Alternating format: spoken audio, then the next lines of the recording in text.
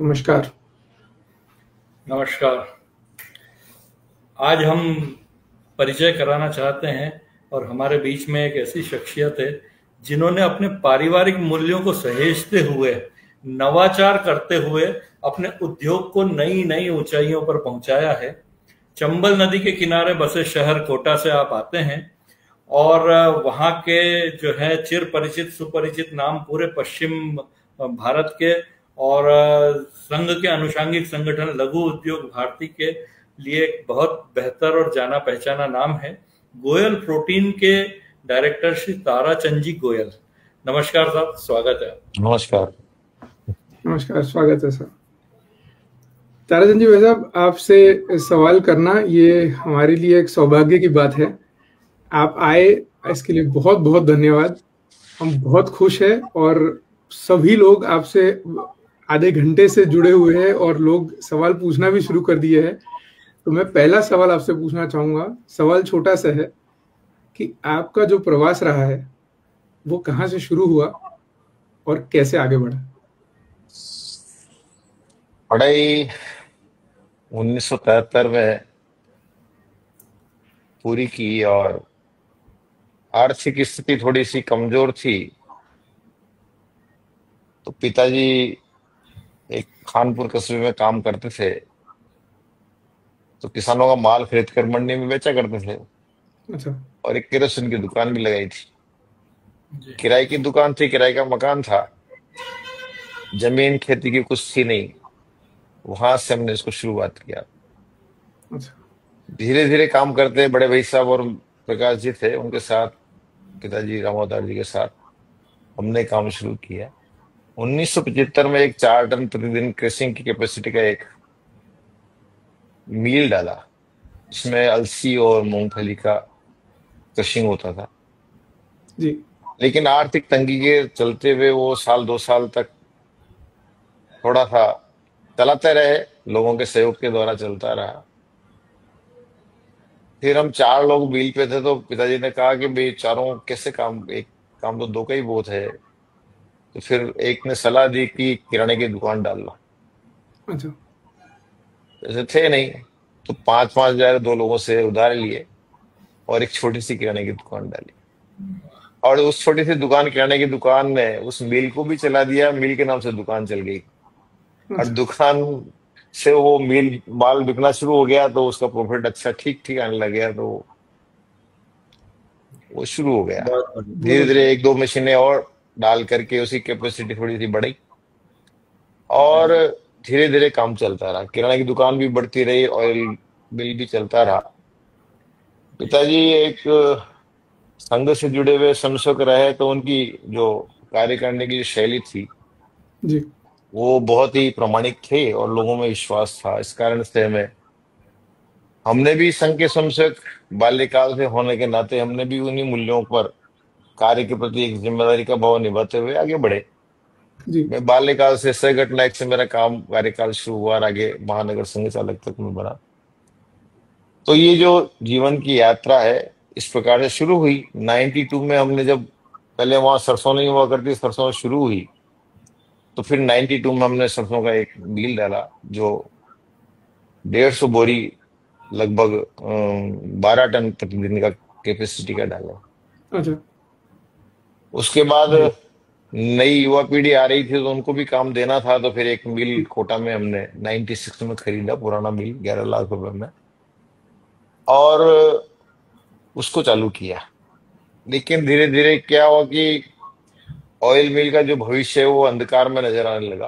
कारण क्या है कि प्लांट आसपास खूब लग गए थे। जी। तो फिर हमने निर्णय किया कि इसकी अंतिम जो कृषिंग है वो प्लांट के द्वारा ही होती है, सॉल्वेंट प्लांट के द्वारा ही। तो फिर 1999 में हमने निर्णय किया कि एक प्लांट हम को 100 टन का डालना चाहिए। अच्छा।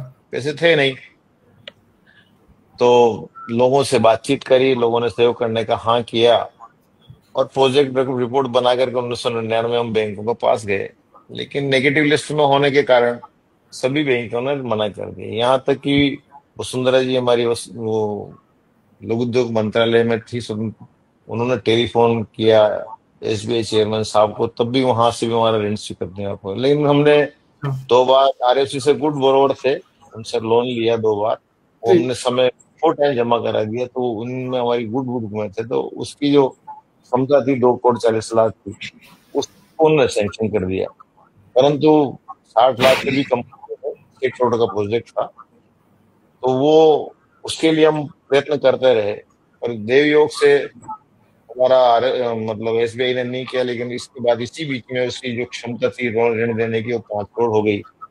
मैंने उनसे रिक्वेस्ट किया वर्किंग, उन्होंने कहा कि भाई हमको कोलेटरल सिक्योरिटी 50% चाहिए। तो मैंने उनसे रिक्वेस्ट किया कि भाई जितनी कोलेटरल आपको चाहिए, जितनी हम देंगे उससे डबल दे ऋण दे देना बस। तो हमारे पास 1,40,00,000 की वो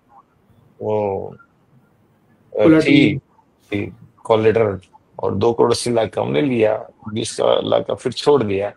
पर हमने 7 महीने में हमने प्लांट की नींव से शुरू करके और 7 महीने में उत्पादन शुरू कर दिया, और 2001 के अंदर 25 अक्टूबर को उसका उद्घाटन अपने स्वामी चिन्मयानंद जी के द्वारा करा। उसी समय देव योग होता है, जब ईश्वर जब अच्छा करना होता है तो रास्ता बनाता है। सही तो बात वो है। प्लांट पॉजिटिव में रन आ गया। 4.5 महीने की रनिंग में भी हमारी डिप्रेशन के बाद उसमें प्रॉफिटेबिलिटी आ गई। धीरे धीरे मेरा क्या प्रतिकूल परिस्थितियों में संघ में जो कार्यक्रम आया तो प्रतिकूल रूप से काम करने का स्वभाव था, तो फिर हमने कहा कि सरसों में ये जो तेल निकलता है घाने लाट में निकलता नहीं है, इसमें भी नई टेक्नोलॉजी अपन डेवलप करें। तो इसमें हम 3 साल तक लगा रहा नई टेक्नोलॉजी डेवलप करके, और 2005 में हमने इसको डालने का एक शुरू किया। 2005 के अंत तक हम टेक्नोलॉजी नई निकाल के लाए, और देश के अंदर पहली बार हमने उसको जो घाने से तेल निकलता है उसको मशीन से निकाल कर उसी अच्छी क्वालिटी का निकाल कर हमने समाज को दिया। उसके बाद 2007 में जब वो शुरू हुआ तो उसके रिजल्ट अच्छा है, भगवान की दया से वो एक ही साल में वो जो लागत था वो सब निकल गया। बहुत बढ़िया। फिर क्या कि धीरे धीरे जैसे जैसे समाज जीवन में जब हम काम करते हैं तो रिक्वायरमेंट बदलती रहती है, आवश्यकताएं बदलती रहती है, प्रकार प्रोडक्ट बदलते रहते हैं। तो हमने अनुभव किया कि ये आगे जाकर के जो सोयाबीन का जो क्रशिंग का काम है वो थोड़ा सा कमजोर है, तो इसको जाके आगे जाके डाउन हो जाएगा, उच्च क्वालिटी की प्रोडक्ट तैयार करने पड़ेंगे। तो फिर 2010 में हमने एक प्रोजेक्ट डालने का निर्णय किया, और 2011 में 23 अक्टूबर 2011 को फिर हमने उसको माननीय परम पूजनीय सरसंघ चालक जी ने उसका उद्घाटन किया 2000। उसके बाद चलते रहे। फिर मेरी इच्छा हुई कि हम कोटा के अलावा भी कहीं प्रोजेक्ट डालें। कोटा में एक ही जगह सब जगह काम करने से अच्छा है कहीं और आगे बढ़े। तो मैं मध्य प्रदेश में भी प्लांट वगैरह देखने गया, लेकिन वहां हमको साइट सिलेक्शन में ठीक नहीं लगा। तो क्योंकि कोई भी प्रोजेक्ट के लिए जब तक एनवायरनमेंट और सारी सुविधाएं नहीं हो इंफ्रास्ट्रक्चर की, तब तक वो सफलता नहीं प्राप्त कर सकता। तो मूलभूत आवश्यकताएं होना बहुत जरूरी थी। इसलिए हम ढूंढते महाराष्ट्र में पहुंचे। महाराष्ट्र एक प्लांट खरीदने गए थे, वहां भी देखा कि इसकी आगे की बढ़त नहीं हो पाएगी। तो फिर हमने जब 2-3 साल तक प्रयत्न करने के बाद एक जगह वहाँ MIDC में मिली, फिर हमने वहाँ 50 एकड़ लैंड लेकर के फिर वहाँ प्लांट आया। जो उसके पहले एक सरसों का प्लांट फिर यहाँ 2018 में शुरू किया इसी बीच में, और वो 400 टन का दूसरा प्लांट डाला।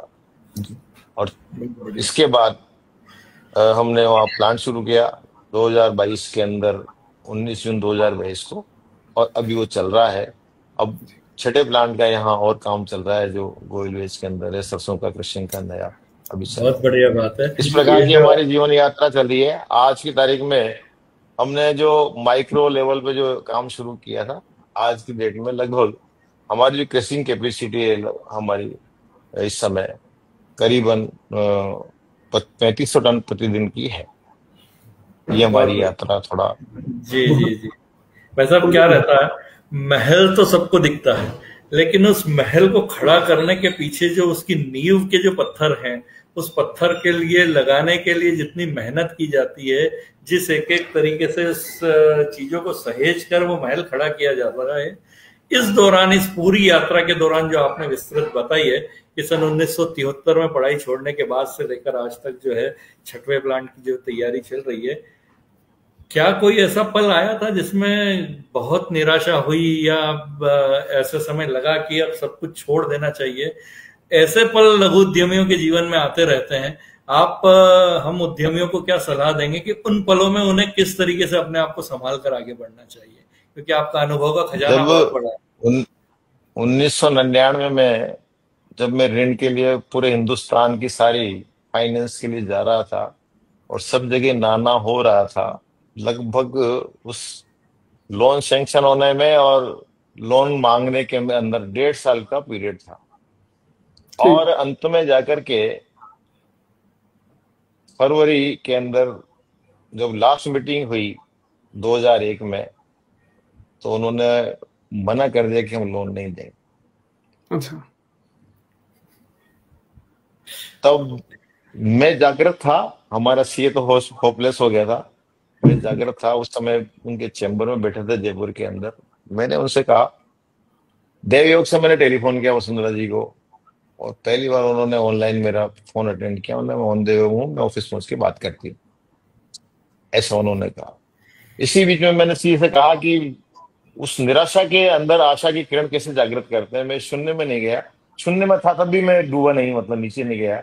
उस वापस मैंने कहा यार सीएमडी से बात हो सकती है, मिलना हो सकता है इनका, वसुंधरा टेलीफोन आने के पहले, तो आप देखे बात करो। पर योग ईश्वर का जो करने होता है तो इस प्रकार से होता है कि उन्होंने टेलीफोन लगाया उस समय उनके सीएमडी के पीए को, तो उन्होंने कहा कि बैठे हैं सर, को खाली है तो आ जाओ, मिला देता हूँ मैं आपको। तो हम तुरंत चले गए। हमने सारी मन की बात उनको कही। मैंने कहा साहब ये प्रोजेक्ट कागज में रह जाएगा, आप इतना सा सोच लीजिए, जितना मेरे पास मतलब अपने पास कॉल लेटर होगी उसकी डबल के सैंक्शन दे दीजिए। आपका पैसा पहले भी पूरा टाइम पे दिया है, हम आगे भी टाइम पे देंगे, इतना मेरा रिक्वेस्ट है कि एक कागजों में रह जाएगा प्रोजेक्ट।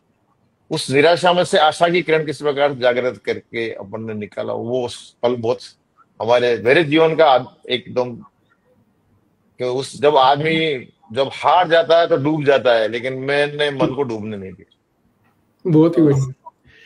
ताराचंद जी, आपने इतना जो प्रवास बताया उसमें आपने हर बार ईश्वर को की कृपा को आगे किया है कि उसकी वजह से सब हुआ है, उसमें तो कोई दो राय नहीं है। लेकिन आप जो टेक्नोलॉजी की भी बात कर रहे हैं, जहां फाइनेंस और आशा निराशा वाली बात हो रही है, उसमें टेक्नोलॉजी की भी आपने एक बात कही कि आपने हर बार टेक्नोलॉजी बेहतर और प्रोडक्ट जो कल काम में आने वाला है या कल बिकने वाला है, ये चीजों को या ये जो पहलू है इस पे आपने कैसे फोकस किया, इस पे थोड़ा विस्तार में बताएंगे प्लीज। कारण क्या है कि जिंदगी में कुछ नया करने का हमेशा मेरा मन रहा, कुछ अच्छा करने का भी रहा और नया करने का भी रहा, और प्रतिकूल परिस्थिति में काम करने का भी रहा। तो मैंने जो चैलेंजेस जितने भी वर्क है, चाहे वो हमें संघ के द्वारा राजनीतिक क्षेत्र के दिए हों या किसी प्रकार के दिए हों, मैंने सब में ही उस पर बहुत बारीकी से काम करके और अंतिम बिंदु तक काम किया। मेरे मन में ये हमेशा भाव रहता था कि जो हम नहीं कर सकते दुनिया में कोई नहीं कर सकता। इस लक्ष्य को साध कर काम करते थे हर काम को। तो जब हम लक्ष्य को साध कर काम करते हैं तो निश्चित रूप से इन परिस्थितियों में से हम निकल जाते हैं बाहर। तो ये हमको मेरा जीवन का रहा। तो जितनी भी प्रतिकूल परिस्थिति आई, मैं कभी हताश नहीं हुआ किसी परिस्थिति में जी। ये सब संघ की देन है। क्या ये निश्चित रूप से जो आपका अनुभव का खजाना है वो बहुत बड़ा है। बात को थोड़ी और किसी दूसरे बिंदु की ओर मोड़ते हैं। व्यापार में जब आपने अपने प्लांट शुरू कर लिया, उसके बाद मैंने देखा कि मार्केटिंग में आप बहुत ज्यादा विश्वास नहीं रखते हैं।